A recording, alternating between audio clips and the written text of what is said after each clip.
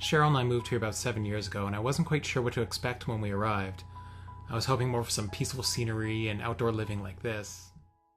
But really instead, I was just getting more of this.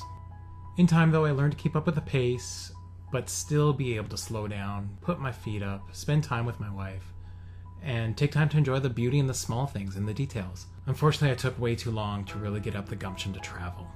So those of you that know me know that I haven't really traveled too far outside of Canada. I mean, I've had the opportunity to drive to Montreal and back, which was awesome, probably a life-defining moment and life-changing event.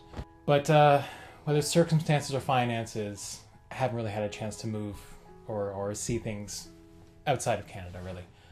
So when Cheryl and I got married in 2006, can't really say we had too much of a full-on honeymoon. I just booked off a couple extra days from work because that's all I could really afford at the time. And within pretty much 2 months, we had moved to Vancouver, and obviously the living costs and quality of life that we were trying to maintain here just got really expensive.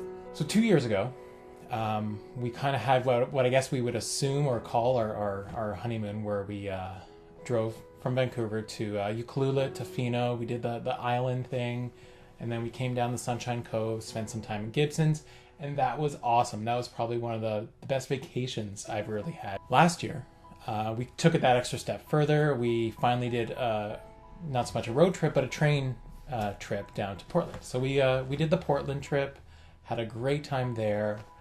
Now that we're both kind of in comfortable positions, we've decided to go do the Ireland trip. Now, Ireland is obviously an opportunity for myself to not only go see something historical, but it's also my history, my family history. Although we're from Northern Ireland and we'll be traveling to the Southwest. My father was born in Canada. His father, my grandfather, was born in Canada, but my great-grandfather lived in Ballymena in County Antrim, up in Northern Ireland. Now, he had to leave Ireland, Northern Ireland, for that matter, in a bit of a hurry after pouring ink into the holy water at a Catholic church. So he ended up making the trip down to Canada and brought family and did the whole immigration here. Now I'm finally able to make our McCracken return, and luckily I'm able to drag my wife along with me. I've obviously been doing research, maybe, I don't know if it's family significance or whatever, but there's BBC series that I've watched, there's some good A&E documentary stuff about history and the ancient history of Ireland. All obviously fascinating, a land of scholars and saints, as they call it.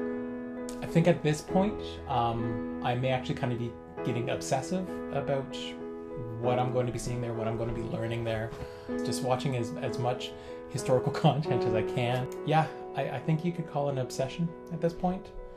I've even bought some Irish whiskey. Not a whiskey fan at all, but I thought if I'm going to immerse myself in the culture, might as well get acquainted with the taste of what they have to offer. So Guinness, I know I'm not really a huge fan of already. Despite the fact that I like a good beer, I lean more towards the Belgians. Sorry. I'm really more interested in being able to experience the people. I know with Kinsale and Dingle, they're very lively and energetic, and they're welcoming from what I've seen.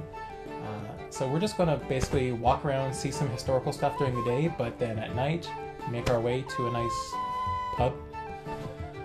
Wish me luck. 2 months from now, we're going to be in an airplane and landing in Dublin.